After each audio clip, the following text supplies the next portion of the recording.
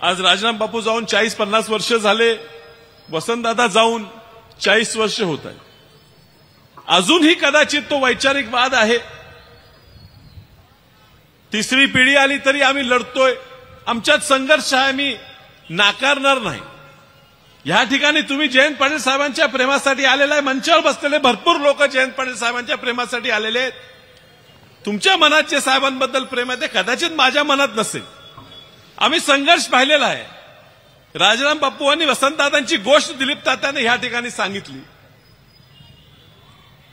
पण बापूंच्या निधनानंतर वसंतदादांनी सांगितलं की बापू गेले, वाद संपला. वैचारिक वाद होता तो संपला.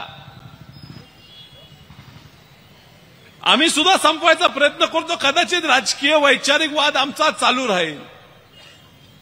पण ज्या वेळेला आमचा राजकीय शत्रू म्हणून आम्ही जयंत पाटील साहेबांकडे बघतो, काही खोटं नाही.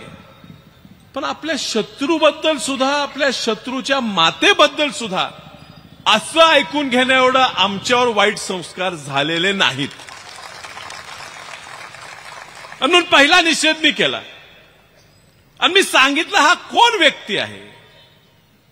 हे जी नेमकी वैचारिक मूळ काय आहेत. 19ची लोकसभा माझ्या विरोधात लढली.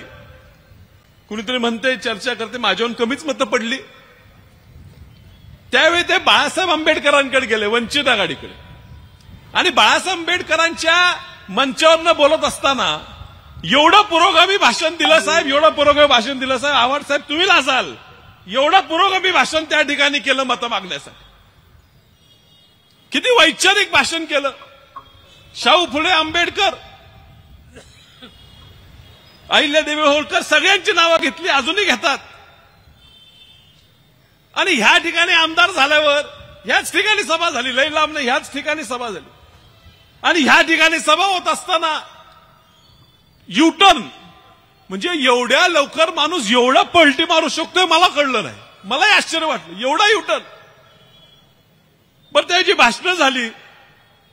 त्या भाषणात त्यांनी बोलावं, माझ्यावर बोलावं, किती बोलावं, जयंत पाटील साहेबांना बोलावं, आम्ही एकमेकावर बोलू, तुम्हाला आमच्याबद्दल काय बोलायचं आहे ते बोला.